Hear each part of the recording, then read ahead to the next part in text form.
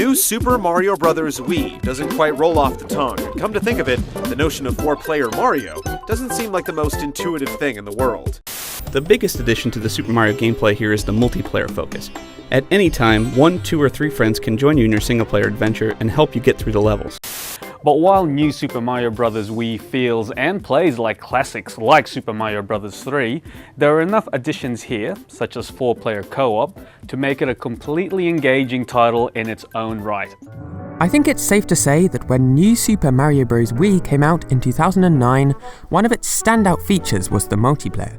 I mean, people had never seen anything like this from a Mario game. But did you know, Nintendo had been wanting to include this feature since a much older game? No, not New Super Mario Bros for the DS. No, not Super Mario World for the SNES. That's right, Super Mario Bros 3 for the NES. Why didn't the feature work out back then? Well, let's find out.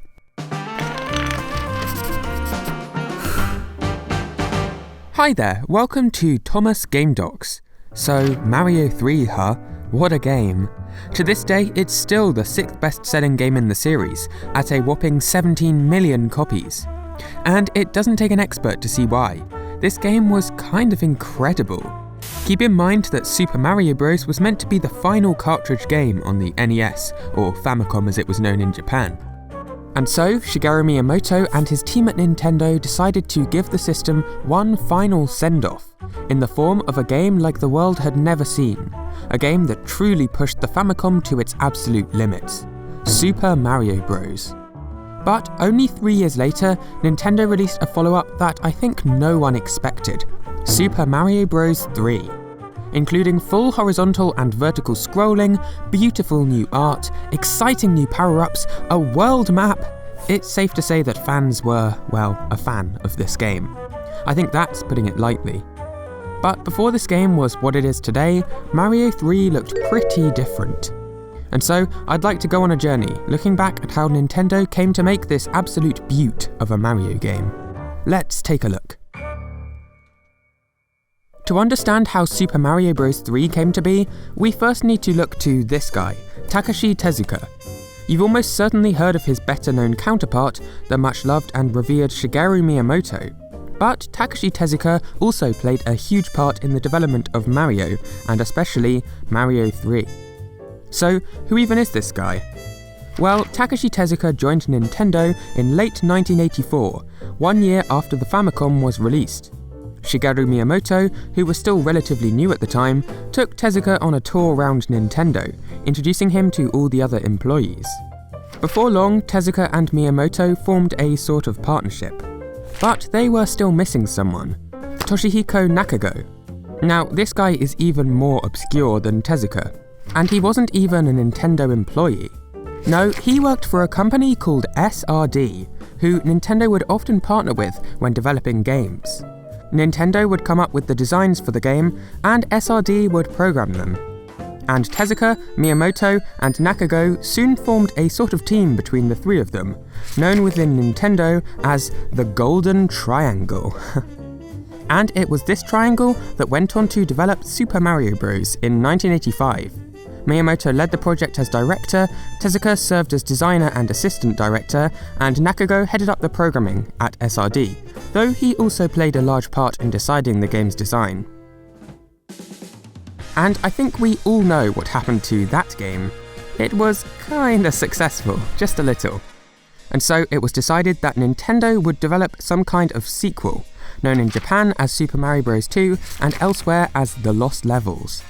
For consistency's sake, I'm going to be calling the game Mario 2 for the rest of the video. This time it was Tezuka directing the game, with Miyamoto as producer. Tezuka figured that most players had at this point mastered the basics of Mario. So for the sequel, he decided to keep the basic essence of the game the same, but change the game's level design and most crucially, difficulty. As I'm sure you're aware, Mario 2 is famous for its high difficulty. Now, after the team finished work on Super Mario Bros 2, they naturally moved on to Super Mario Bros 3. And again, Tezuka was appointed as director, this time alongside Miyamoto, who was co-directing, and I assume producing. These games had no end credits, so there's a bit of guesswork involved. Anyway, when he started the project, Tezuka thought to himself, "We made Super Mario Bros. 2 by changing the original game's difficulty and stage design, but we couldn't do that again, so I wanted to change everything, including its general appearance." General appearance? Yeah, Tezuka had a grand vision for the game. He wanted it to take place from a whole new perspective, a sort of diagonal overhead view rather than the side-on look of the first game. There is still some evidence in the final game which shows off a little of what it would have looked like. The black and white checkered floor. If you look closely, you can see it has a sort of pseudo 3D thing going on. That's how the entire game would have looked. However, after a while, Miyamoto came along and vetoed Tezuka's new perspective. You see, in a Mario game, it's crucial that you can see exactly where Mario is, how far his feet are from the ground. You need almost pixel-perfect accuracy. With this new diagonal perspective, you lost your sense of distance from the ground. And so, the game's perspective was switched back to a side-on view. However, this original diagonal perspective was around for a large part of the game's development, and it influenced many of the game's features. Of course, this new perspective wasn't the only part of the game that ended up being cut. There was a time when the developers wanted to include a 2-player mode. Not like in the final game, where players take it in turns playing levels. No, they wanted to let you play at the same time on the same level. You see, one day Shigeru Miyamoto turned to the team and stated, "Wouldn't it be great to have 2 players?" However, once Nakago from SRD ran some tests, it became clear that the NES hardware just couldn't cope with 2 players at once. Plus, there was the problem of the camera. There was no way to zoom in or out on the NES. The hardware just didn't allow for it. Eventually, the developers settled for a sort of compromise. They still added in a 2-player mode, but players would simply take it in turns playing levels. Oh, but they did add one little feature. Players could fight each other in an updated version of the original Mario Bros arcade game. This time though, they gave it a fresh coat of paint. Oh, side note, Miyamoto never gave up on this 2-player idea. When Super Mario World for the SNES was in development, he spied a golden opportunity. The SNES came with this pretty well-known feature called Mode 7, which was famously used to create the pseudo 3D effect of F-Zero and Super Mario Kart. But Mode 7's most common use was scaling objects up and down. Super Mario World's bosses, for example, often use this feature. See how their size changes? You couldn't really do that on the NES. Now, when Miyamoto discussed this with Nakago from SRD, he was told that it might be possible. However, after they tried it out, it simply didn't work. The SNES couldn't process the Mode 7 scaling fast enough, and it turned out to be horrible to play. Yet again, Miyamoto's dreams were dashed. But he didn't give up. A good few years later, while working on the DS game New Super Mario Bros., Miyamoto again pushed for 2 players to be supported. However, by the time the team got around to trying out the idea, most of the levels had already been created, and they were far too complex for 2 players. Finally though, when creating New Super Mario Bros Wii, the team decided early on to make multiplayer a focus. And they pulled it off. Multiplayer was a standout feature of the game. Anyway, that was a tangent and a half. Going back to Mario 3. Although the new perspective and the 2 players were both cut, this wasn't the case for every new feature. Early on, director Tezuka knew that he wanted to include some kind of new power-up. After some discussion with the team, they decided to include a power-up themed around becoming some sort of creature. The first idea the team had was a Centaur-based power-up. That's half human, half horse if you're not up on your Greek mythology. The idea ended up being cut, or rather replaced by the Tanooki suit. This suit allowed players to whip their tail around, and also fly into the air. Tezuka had wanted Mario to fly since the first Super Mario game, and this power-up provided a perfect opportunity for it. However, the developers soon encountered some problems. If they let Mario fly, then he could just fly over the entire course, wasting all the hard work the developers put into the level design. And so, in a meeting, it was discussed whether to remove Mario's flying ability. However, Tezuka wasn't going to let this aspect of the game be removed on his watch. He started flapping his hands up and down and exclaimed, "Mario would go like this and he'd fly, right? Don't you think that would be great fun?" And so the team of developers decided to try and find a way to keep Mario's flying ability in the game, without ruining the difficulty of the levels. The solution to this problem was thought up by Toshihiko Nakago and his team. What if Mario had to run for a while before taking off? Yes, that would let the developers carefully control where Mario could fly by strategically placing long strips of empty ground. The developers called these sections the runways. By this point though, most of the game's levels had already been completed, so the developers had to go back to these finished levels and add in the so-called runways wherever they saw fit. Alright, now the game was nearing completion. Just one final touch, the music. It goes without saying at this point that the game's soundtrack was composed by Koji Kondo. But Kondo had a lot of difficulty this time around. You see, although the game was called Mario 3, it was actually only the second Mario game that Koji Kondo worked on.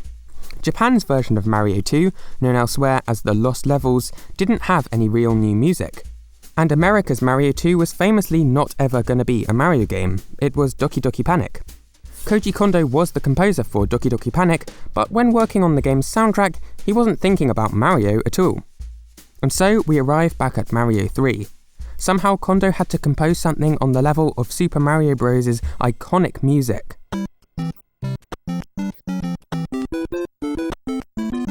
Now, Kondo struggled with genre a lot. Back on Mario 1, he hadn't been thinking about a specific genre, but people kept labelling it as Latin or fusion music, similar to, say, T-Square.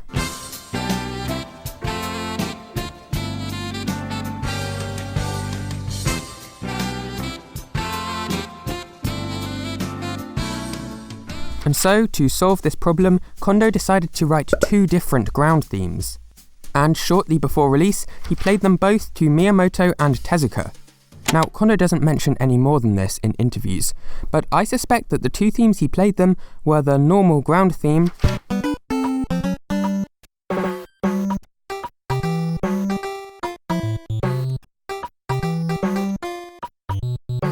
and the athletic theme.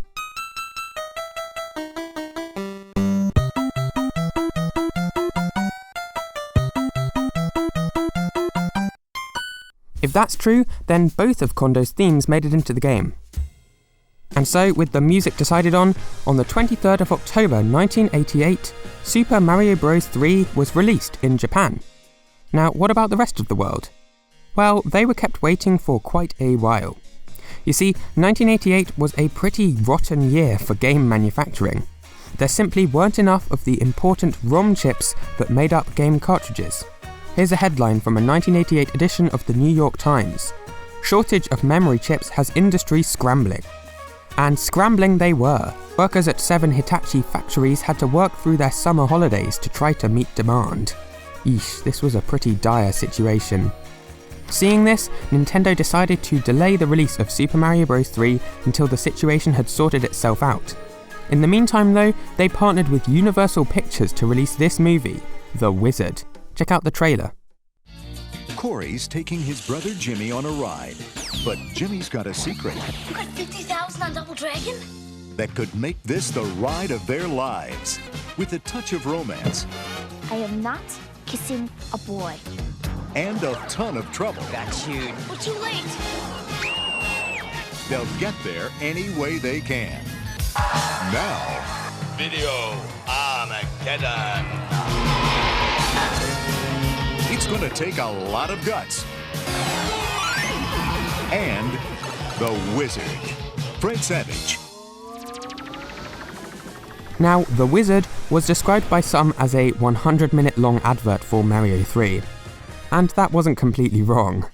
But whatever you feel about it morally, the movie really built up excitement in America for Nintendo's upcoming Mario game. Mario!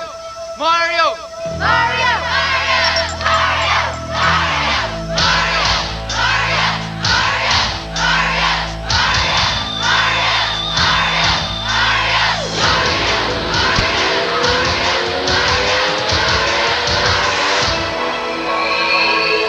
He's back. And on the 12th of February 1990, Nintendo finally brought Super Mario Bros. 3 over to the US. It would actually be another year and a half until Europe saw the game. Back then, Nintendo and my lovely continent had a pretty dubious relationship. Regardless of when they played the game though, consumers and critics alike had near ubiquitous praise to give for the game. Its graphics, music, gameplay, story, they were all a huge step up from the original Super Mario Bros. And as I said at the start of the video, this game sold a whopping 17 million copies, earning Nintendo a hearty $1.7 billion, adjusted for inflation. You could buy a lot of Switches for that money, let me tell you. Oh, but before you go, here's a little trivia for you. Did you know Super Mario Bros has a whole bunch of unused content just sitting in its files? There's some weird cut sprites, plus a whole bunch of unused levels.